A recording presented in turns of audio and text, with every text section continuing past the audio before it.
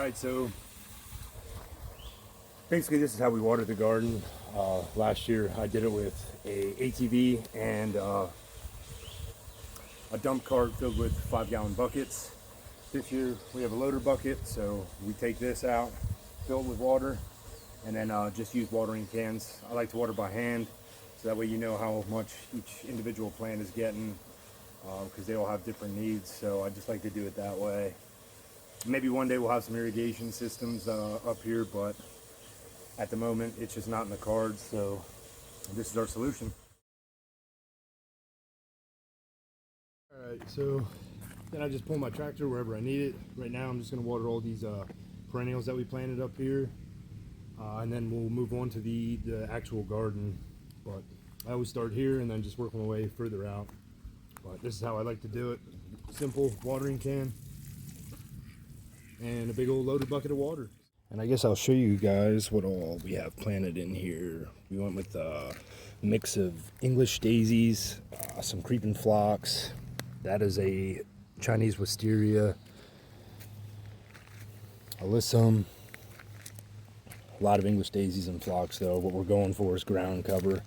We basically want, at some point, this whole hillside here to be covered with green and flowers. We got some salvia in here, some more phlox. So once we get all the stuff done, watered around the house, then we start coming out here. We do have an orchard that we planted, some last year. We just put some new trees up this year, but this is where we grow our vegetables. So once we're done watering all the stuff around the house, we'll come out here, check to see how everything looks. Anything that's droopy or wilted, probably going to need a splash of water, especially this early in the growing season. We typically water everything every day. If we get rain, we're lucky enough that we don't have to, but for the first like 3 weeks until they get their roots established in this bed, yeah, we're typically watering every day. And we just bring this tractor out, simple watering can. Some stuff might not need it, some stuff will, so we just go around, we check everything that we have, and go from there. We start most of our stuff indoors. We started most of this back in March. Sorry about that. We got some green beans, some garden beans, peas. This is going to be our cucumber tower. We like pickles. We make a lot of them. Got some more peas, a lot of tomatoes. We make our own sauces. We can and preserve, what we don't use or what we can't use all at once. But a lot of tomatoes, peppers. We're big on peppers as well.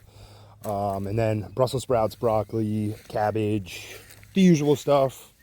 Here we got some arugula that we sowed. That's coming up nicely. A little lone broccoli, some tomatoes. This is our lettuce.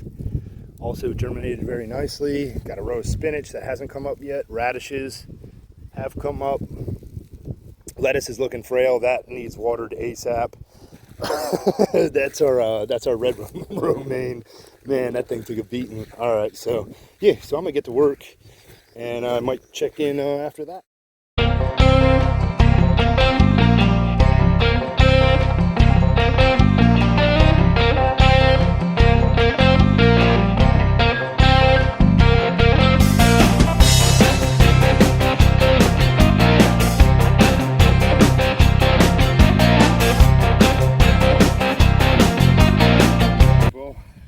Watering the garden now.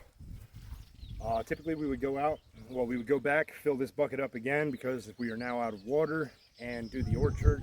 However, we've had enough rain recently that they're good and established now. It's typically just the stuff that are fresh plants that I like to do, every day. Just make sure that they're getting what they need and they don't fall by the wayside and dry out. So everything looks good. I ended up hitting everything in here today.